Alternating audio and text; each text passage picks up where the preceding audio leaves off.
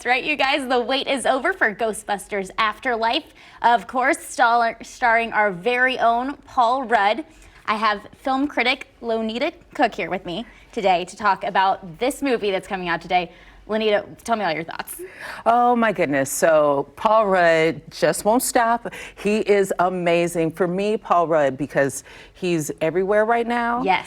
He is the best thing about this movie for me. There are moments in the movie that are highly elevated to that. So people who love the original, that kind of elevated goofiness, he brings that to this new movie. The one thing I have to say about this movie is it's a legacy inheritance movie, right? And so we're talking about not just Ivan Reitman, the original director, producing, and now his son, Jason Reitman, directing, but we're talking about the original Ghostbusters in 1984 being handed down to these really cool kids. And tell me, what do you think about this one coming out this time of the year? Because I know a lot of people were thinking, where was this at Halloween? Right. So I think this is a really great holiday movie. I don't think that it needs to compete with any of the bigger titles later. This is a great time. So, you know, Thanksgiving's coming up. People love to go to the box office, to the movies during Thanksgiving. Go see Ghostbusters Afterlife. Mark it on your calendar. And of course, this might be one that not everyone's aware of, but The Power of the Dog.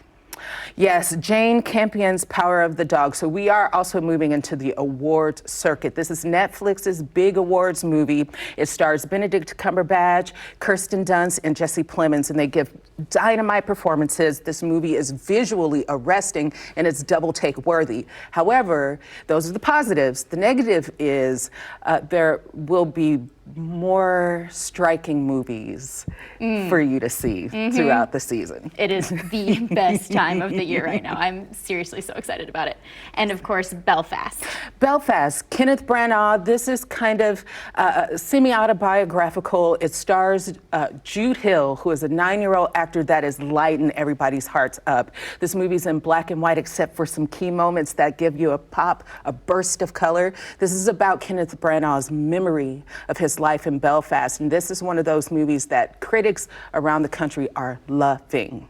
And so for those people that, you know, it's been a while since they've seen a movie that's not in color, you know, that might deter them from this one. What would you say to that? You know, the reason why this movie works in black and white is because it's not just about memory, but it's about the memory of a child. And so the parts that are in color, I don't want to spoil it for you, but the parts that are in color are very defined because of the black and white.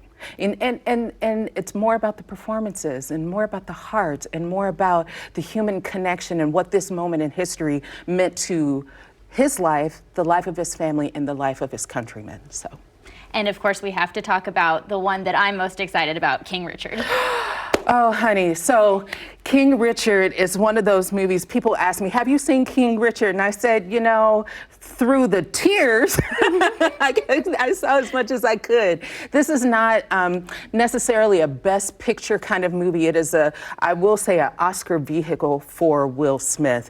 It is one of the best movies about fatherhood. This is a blueprint for fatherhood. And I think that the kind of father that Richard Williams, he deserves more than just a movie. That's how you feel walking away from this one. You know, Will Smith gives the performance of his lifetime.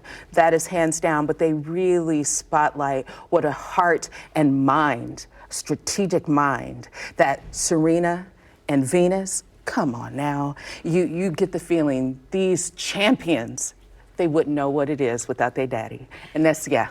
And you said through the tears. So, through the tears. I mean, how many boxes of Kleenex do we need to invest in before this one? I started crying early on, and I tried to control myself. I tried, and it just, because, and there are these moments where you're like, oh my goodness, that moment would have changed his life if he had done that. You know, because they are growing up in Compton, California, in a time when there was a lot of violence, and he had to navigate his daughters through that. I'm telling you, every father in the book, see this movie, take a note.